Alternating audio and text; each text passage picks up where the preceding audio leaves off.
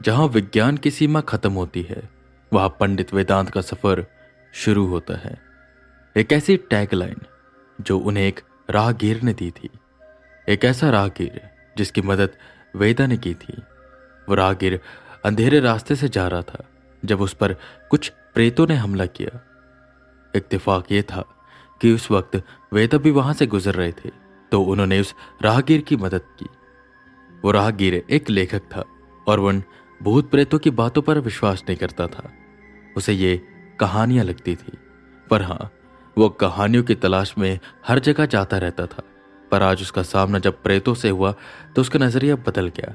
और जब वो पंडित वेदांत से मिला और उसने जानी वेदा की कहानी और सुने उनके द्वारा किए गए काम, तो उन्होंने यह टैग लाइन वेदा को दी, जहां विज्ञान की सीमा खत्म होती है वहां पंडित वेदांत का सफर शुरू होता है। गूलर के पेड़ के नीचे बैठे वेदा उन बातों को याद कर रहे थे। अभी उनके सामने पुलिस वाले इन्वेस्टिगेशन कर रहे थे।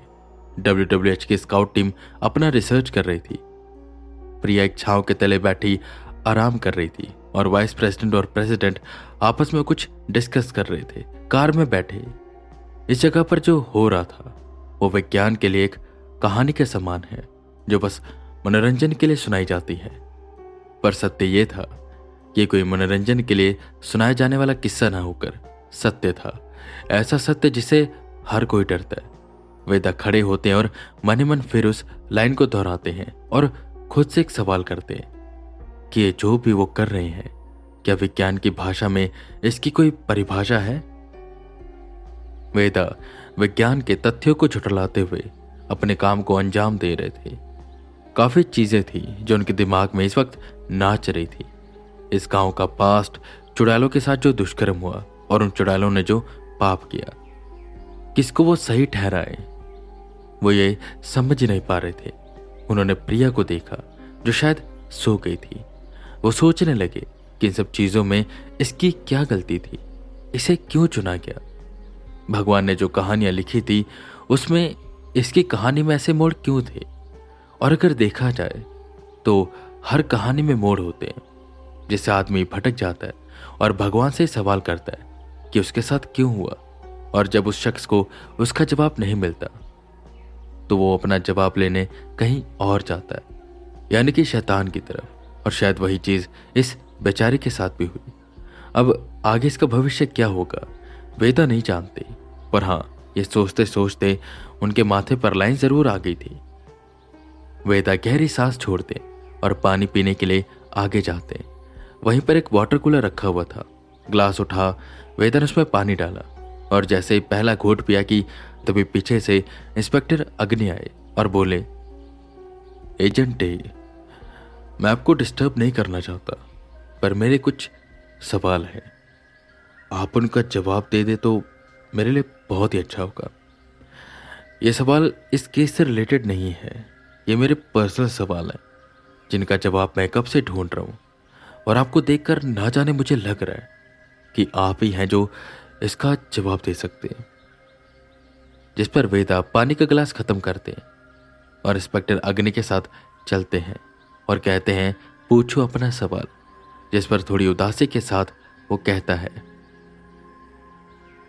मेरी एक बेटी थी सौम्या, थी से आप समझ गए होंगे कि वो अब नहीं रही। वो पता मुझसे हमेशा पूछती थी कि पापा क्या भूत होते हैं? मैं उसे समझाता था कि हाँ होते हैं। अगर आप अच्छे बच्चे नहीं बनोगे तो वो आपको तंग करेंगे, डराएंगे। इसलिए वक्त से सोना, खाना खाना अच्छे से और पढ़ाई करना, साथ ही साथ मम्मी पापा की बात मानना ज़रूरी है। अगर आप ये सब करोगे तो आप अच्छे बच्चे कहलाओगे और वो भूत आपको तंग नहीं करेंगे। पर अगर नहीं करोगे तो आपको डराएंगे, तंग करेंगे। जब वो 8th क्लास में हुई, मैंने उसका एडमिशन एक बड़े स्कूल में करवाया जो थोड़ी दूरी पर था घर से। बस से वो आती जाती थी। एक दिन वो नहीं आई। मैंने उसे ढूंढा, काफी ढूंढा, नहीं मिली। रात हुई पर कोई खबर नहीं थी उसकी। अगले दिन स्कूल के पीछे एक गार्डन है, वहां वो मिली अधमरी हालत में। उसके साथ स्कूल के पियन और उस बस ड्राइवर ने मिलकर मतलब उन्होंने उसे अगवा किया और मैं उसे हॉस्पिटल लेकर गया। वो अपनी आखिरी सांसें गिन रही थी और जानते आप, जब वो अपनी सांसें बस छोड़ने वाली थी तो उसने क्या कहा? उसका सर मेरे हाथ में था। उसने मुझसे कहा कि मैं पढ़ती थी, अच्छी बच्ची थी, आपका और मम्मी का कहना मानती थी, तो उन भूतों ने मेरे साथ ऐसा क्यों किया? वो भूत बुरे थे। अग्नि रो पड़ा, जिस पर वेदा उसके कंधे पर हाथ रख उसे शांत कराते। जेब से रुमाल निकाल इंस्पेक्टर अग्नि अपने आंसुओं को पोंछता है और कहता है, मैंने उसे बताया कि भूत बुरे होते हैं, भूतों से बच कर रहना, पर इंसान बुरे होते हैं। पता, जब से मेरे साथ ये हुआ तब से मुझे लगता है कि मेरी बच्ची मेरे पास है। मैं उसे महसूस कर सकता हूँ और बस मैं ही कर पाता हूँ। पहले मुझे लगा कि शायद मुझे इसकी बहुत याद आती है इसलिए, पर याद अभी भी आती है, पर उसकी जो मौजूदगी है वो बहुत ज़्यादा बढ़ती जा रही है।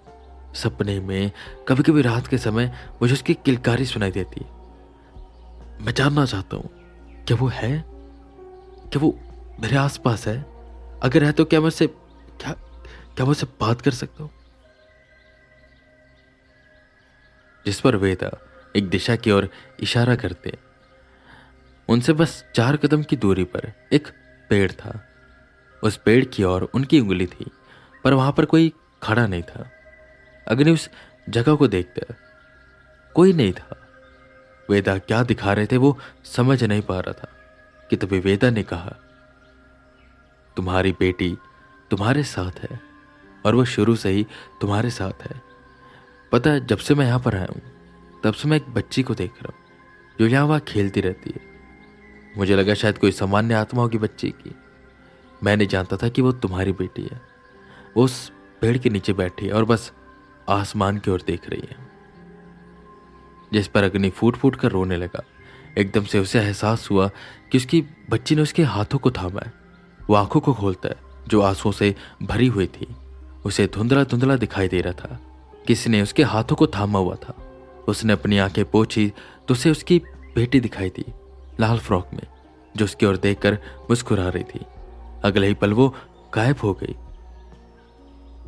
इंस्पेक्टर, उसे मुक्ति नहीं मिली है और शायद उसे मुक्ति चाहिए भी नहीं। अगर उसे मुक्ति मिल जाएगी तो वो चली जाएगी, पर वो तुम्हारे साथ रहना चाहती है। पर इंस्पेक्टर, उसे मुक्ति की जरूरत है। अगर उसे मुक्ति नहीं मिलेगी तो उसे गति प्राप्त नहीं होगी। मैं तुमसे वादा करता हूं, जैसे ये सब खत्म होगा मैं उसे मुक्ति दिला दूंगा। वेदा की बात सुन इंस्पेक्टर अग्नि रोने लगा और वेदा का धन्यवाद करने लगा कि तभी एक तेज बिजली कड़की और ये बिजली उनके सामने कड़की थी। एकदम से वेदा और इंस्पेक्टर अग्नि पीछे हुए। काले बादल अचानक से छाने लगे। मौसम खराब होने लगा, पर अचानक ही हुई इस मौसम की खराबी में कुछ तो अजीब था। वेदा समझ गए कि कुछ अनहोनी होने वाली है।